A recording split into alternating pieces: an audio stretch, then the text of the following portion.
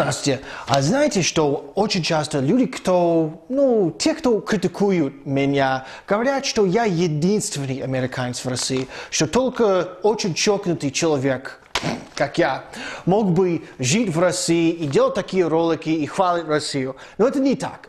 Здесь очень много западных иностранцев на самом деле. А я хотел узнать, почему. Я знаю, почему я живу в России. Скоро у нас будет ролик об этом. Но я хотел больше узнать, почему другие западные иностранцы приехали в Россию жить постоянно. Не как отпуск, не на 2 года, а постоянно. Поэтому я спрашивал, я получал 16 респондентов. 16 западных иностранцев, которые переехали жить в России постоянно. Было еще, как сказать, респондентов, которые были как-то, я русский, но я уехал, когда мне было 6. Поэтому есть такие-то еще 3-4 таких людей. И у меня есть американский друг, мой самый лучший друг, который живет в Венгрии. Он поехал жить в Венгрии навсегда. Но люди спрашивают у него тоже такие самые вопросы. Как ты американец? Как ты можешь жить в Венгрии? Мы быдло, у нас страна бедная, бла-бла-бла. Поэтому это считается, я думаю, что вот. Поэтому как-то 20 респондентов. Хорошо. Тогда больше всего, почему иностранцы живут в России, постоянно эмигрируют, больше всего это другой менталитет. Другой менталитет, что русские спокойнее, есть другая идеология, русские думают не всегда о себе, было, как сказать, не только как жадность на Западе, что мне все. Вот. Меньше потребительской культуры. Это правда, кроме в Москве. В Москве у нас очень много потребительской культуры, и это бесит очень часто. Русские знают, как отдыхать и получать удовольствие от жизни. Еще сказали, что русские в природе консерваторы, и это очень консервативный народ. Да, более-менее. Русские ничего не боятся. Это более-менее тоже правда, и мне это тоже очень нравится. Поэтому это был самый большой ответ, другой менталитет. Но был потом второй уровень ответов, который я получил от почти, 5 людей, каждому. Сказали, что Запад плохой. Скучный, некрасивый, нету истории. И, Запад вообще не как люди думают. Это был очень популярный ответ.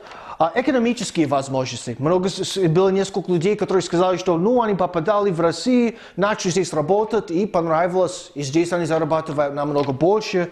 Им нравится, как они работают. Русские, может быть, другой менталитет к работе. Им просто здесь хорошо. Один человек сказал тоже, что работать в Германии – это как полный страх. Одну ошибку, ты уволен, бла-бла-бла, там стресс, а в России все спокойно. Вот.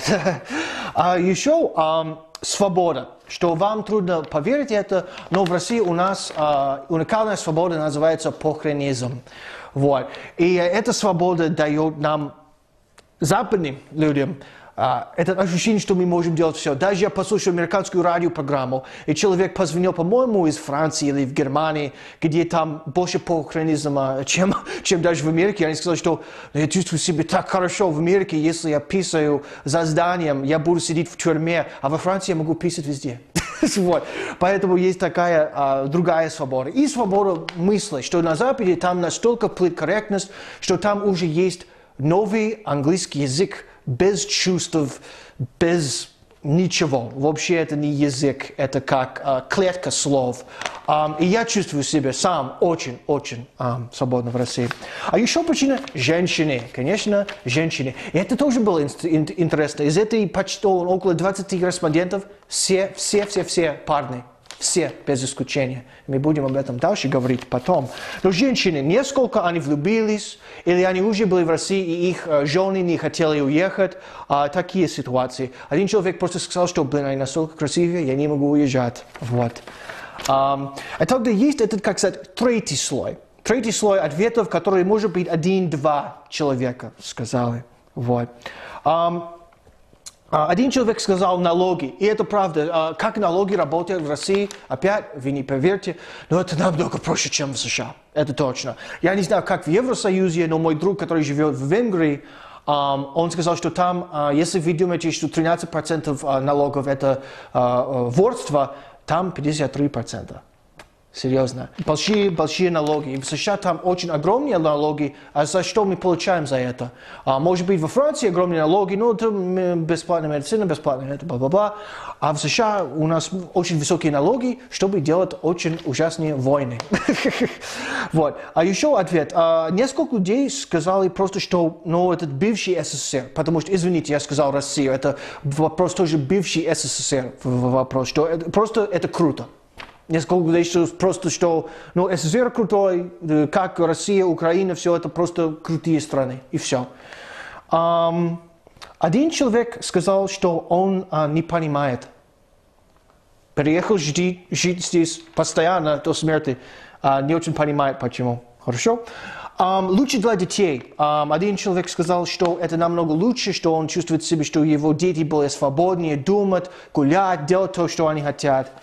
Один человек сказал, что Запад тесный, Россия большая, что на Западе все очень плотно, там нету места, тебе нельзя ходить туда-туда, все в рамках везде, а в России есть место дышать. По-моему, этот человек тогда очень согласен с моей женой, потому что это причина, она любит Россию, и причина, она не уезжает. Еда.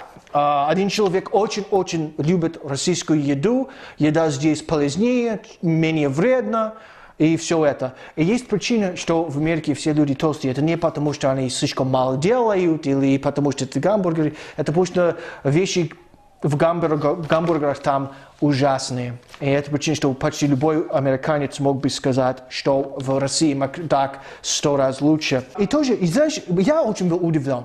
Я был очень удивлен, что только два респондента сказали, что у них есть предки из стран бывшего СССР.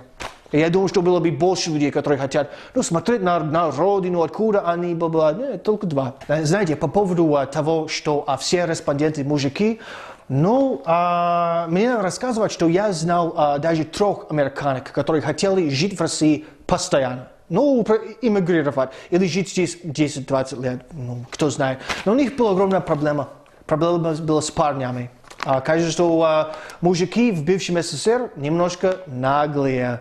И они не могли бы найти себе любовь, потому что особенно женщинам это это важно. Они хотят создавать семью и все это. И они не могли, быть в отношениях с российскими, русскими, украинскими и так далее парнями. И она так хотела найти русского или украинского человека в Нью-Йорке, в Брайтон-Биче, все это.